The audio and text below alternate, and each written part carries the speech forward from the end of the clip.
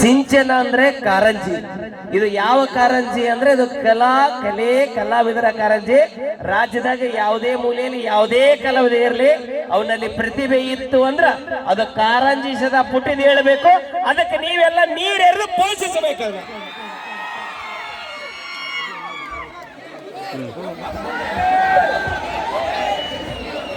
ಇಲ್ಲ ನಿಜವಾಗ್ಲೂ ಅಣ್ಣಾಜಿ, ಇನ್ನೊಂದು ನನಗೆ ಬಹಳ ಹೆಮ್ಮೆ ಅನಿಸುತ್ತೆ. ಪರಶುವಣ್ಣ ಅಂದ್ರೆ ಒಂದು ಮಗುನ್ ತರ ಯಾವಾಗ್ಲೂ ಕೂಡ ಅವನ ಸ್ವಭಾವ ಹೆಂಗೆ ಇರ್ತೈತಿ.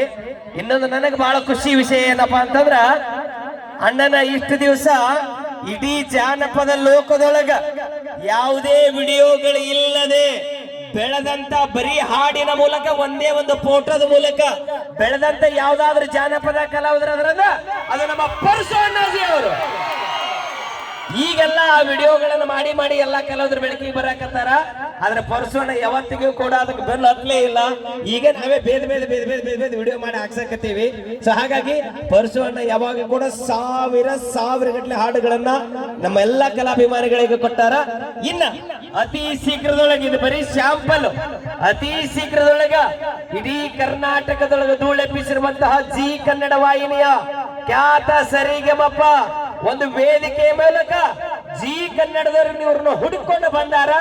ಪರಶುವಣ್ಣ ಅಂತ ಇಡೀ ಉತ್ತರ ಕರ್ನಾಟಕ ಹುಚ್ಚೆದ್ದು ಕುಣಿಯಾಕತೈತಿ.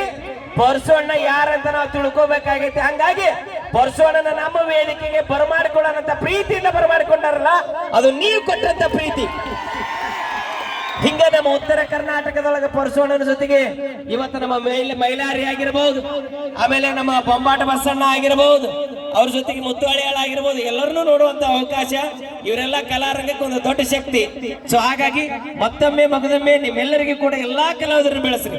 ಈಗ ವೀರು ಜಮಖಂಡಿ ಅವರು ಬರ್ತಾರಲ್ಲ, ಅವರಂತ ಎಲ್ಲಾ ಕಲಾವಿದರು ವೇದಿಕೆ ಮೇಲೆ ಇಲ್ಲದ್ರೆ ನಮ್ಮ ಕಲಾವಿದರು ಇವರು ಕೂಡ ದೊಡ್ಡ ಮಟ್ಟಕ್ಕೆ ಬೆಳಿಬೇಕು ಅನ್ನೋದು ನಮ್ಮೆಲ್ಲರ ಆಸೆಯ. ನೀವ್ ಎಲ್ಲಿ ತನಕ ಬೆಳೆಸ್ತೀರಿ ಅಲ್ಲಿ ತನಕ ನಾವು, ನೀವ್ ಎಲ್ಲಿ ತನಕ ಕೈ ಬಿಡ್ತೀರಿ ಅವತ್ತೇ ನಮ್ಮದು ಮುಗಿತು. ಸೊ ಮೊದಲು ಹೇಳ್ಬಿಟ್ಟಿದ್ದೇನೆ ಅಂತ ಹೇಳ್ತಾ ಈಗ ನೇರವಾಗಿ ಗೀತೆಗೆ ತೆಗೆದುಕೊಂಡು ಬರ್ತಾ ಇದ್ದೇವೆ, ಕೇಳಿ ಆನಂದಿಸಿ.